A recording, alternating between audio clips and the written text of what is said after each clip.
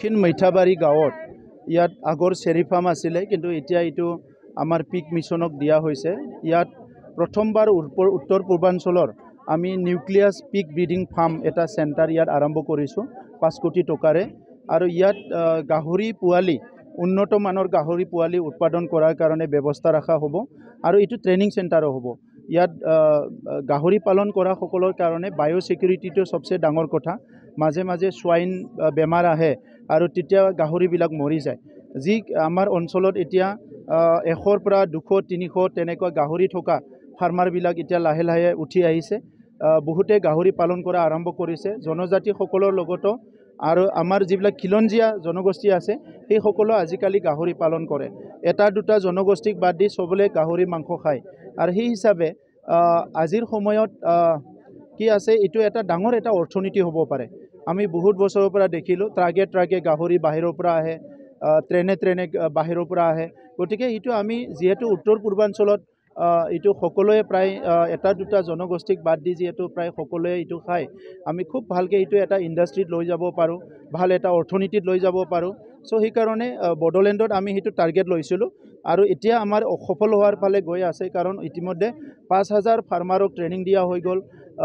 102 জন especially 120 জনক special training দিয়া হৈছে ব্ৰিডিং ফাৰ্মৰ কাৰণে।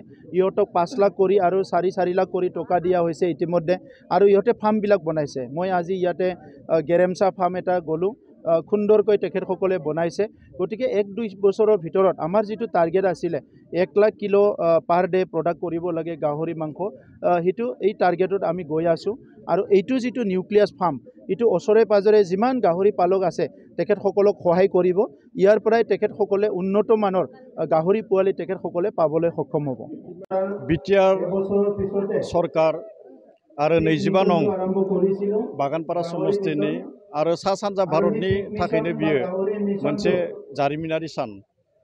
मानो होनोब्ला बेबायदि जि मोनसे फार्म, बे फार्मा सा सानजा भारताव मोनसेल' दोङो आरो नैयो जोंनि बिटिआर ओनसोलाव बाक्सा जिल्लानि सिङाव थानाय 22 नं बागानपारा समस्थिनि जि दक्षिण मैठाबारि खोला मैठाबारि, बे खोला मैठाबारियाव दिनै निउक्लियास ब्रिडिं पिग फार्म बेनि जि अन्थाइ खुन्थिया गायनाय, बे अन्थाइ खुन्थिया गायनाय हाबाफारिया इतिमধ্যে जाखांबाय।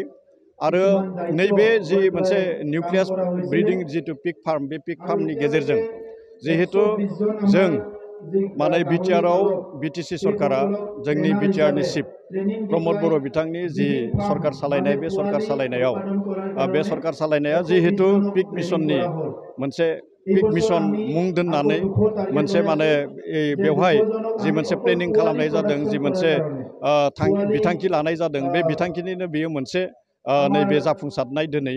आरो बेनि गेजेरजों जिहेतु बेवहाय जोङो बिटिआर ओनसोलाव जि अमा फिसिनाय, जि जिउ खांनाय राहा बियो अमा फिसिनायजों लोगोसे जोङो गावनि जि जिउ खांनाय राहा, बे जिउ खांनाय राहाखौ जोङो गोख्रों आरो गोग्गों खालामनो हायो।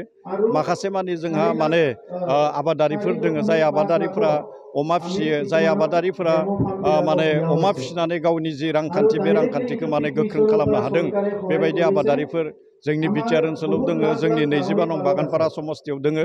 आरो बेबायदि आबादारिफोरा नैबे जि माने खोला मैठाबारियाव गायसनजानाय जि निउक्लियास ब्रिडिं पिग फार्म, बेनि गेजेरजों माखासे मानि मुलाम्फा जागोन। आरो बेनि गेजेरजों जोंनि जि गामियारि जि रांखान्थि, बे रांखान्थिया मोनसे जौगानाय फैगोन, जौगानाय थाखोआव फैगोन। आरो जोङो गाव जि माने थांनानै थानायनि जि राहा, जायखौ लिभलिहुड होननानै बुङो, बे लिभलिहुडखौ जोङो बेनिफ्राय मोननो हागोन। दा बेवहायथ' नैबे ओनसोलनि रायजो राजाफोरा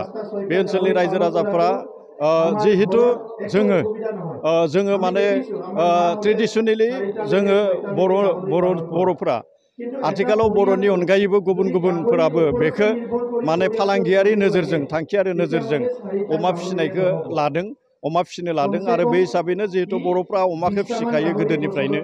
आरो आथिखालाव बर'फोराबो जि अमा फिसिनाय, बे अमा फिसिनाय जि आबाद, बे आबादखौ मोनसे फालांगियारि नोजोरजों बे फालिनायनि जिखिनि थांखि, बेखौ लादों। दिनै जोङो नुनो मोन्दों बेवहाय जाय बिथांमोननो माने जि पिग फार्मनि जि किट होनाय जादों, माने बेवहाय माने एसे रां अनसुंथाइ होनाय जादों इन्डिभिजुवेलि।